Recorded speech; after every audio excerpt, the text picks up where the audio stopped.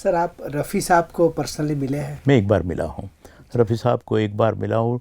आपको शायद 1964 की बात कर रहा हूँ मैं, 64। हाँ, जबकि शंकर जयकिशन नाइट थी इधर पुलिस स्टेडियम, अहमदाबाद में पुलिस स्टेडियम में। और उस वक्त मैं स्कूल में पढ़ता था और रफ़ी साहब का तो मैं फ़ैन था ही। तो मुझे पता चला कि भाई रफ़ी साहब और शंकर जयकिशन नाइट चल रही, तो उस वक्त एक क्रेज़ भी था, एक्टर है, म्यूज़िक डायरेक्टर हैं रफ़ी साहब। तो मैं 5 रुपये की टिकट लेके गया।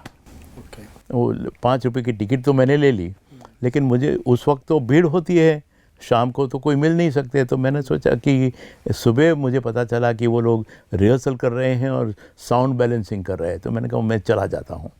और दिव्यांग होने का एक जो गैरफ़ायदा है और फ़ायदा भी है कुछ, तो गैरफ़ायदा तो जीवन में चलता रहता है, लेकिन फ़ायदा में ये हुआ कि मुझे किसी ने रोका नहीं, मैं तुरंत चला गया, तो मुझे किसी ने रोका नहीं।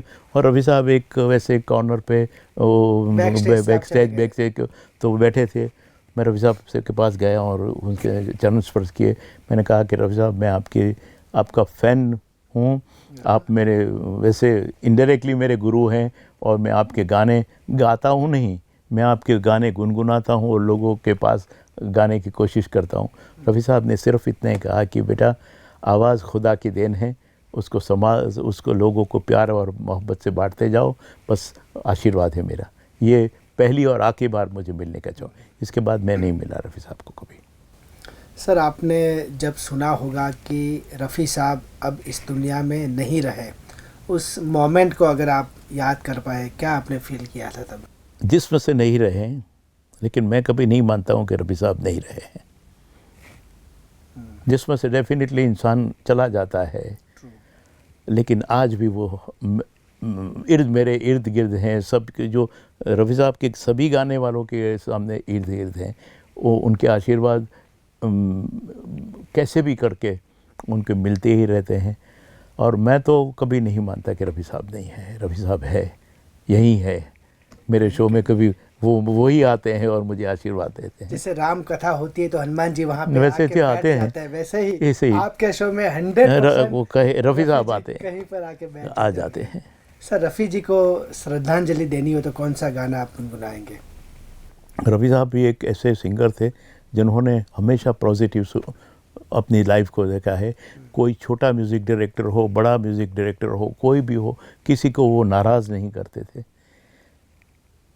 तो वो जिसमें कि उनकी ऐसी मौत हुई, तो जिंदगी तो बेवफा है, एक दिन ठुकराएगी, मौत महबूबा है अपनी साथ लेकर जाएगी, मर के जीने की अदा जो दुनिया को दिखलाएगा, वो मुकद्दर का सिकंदर, वो मुकद्दर का सिकंदर जाने मन, और वो जाने मन कहलाता है। रफ़ी साहब मुकद्दर के सिकंदर भी थे और संगीत के बादशाह भी थे। सर, रफ़ी साहब के फैमिली के बारे में आप कुछ जानते हो? अभी कौन कौन है उनके फैमिली में?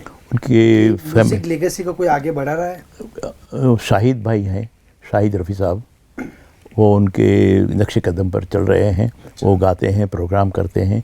उनकी बेटी भी है, उन्होंने रफ़ी साहब की बुक वैसी, उनके साले साहब जो हैं, अच्छा, उनके साले साहब में उन्होंने रफ़ी साहब का पूरा म्यूज़ियम ऐसे संभाल के रखा है कि आप बम्बई जाओ तो आपको रफ़ी साहब की छोटी से छोटी चीज़ यहाँ ऐसे डेकोरेट करके रखी है। मैं गया हूँ और बहुत प्यार मुझे दिया है उन्होंने, वो दिया है।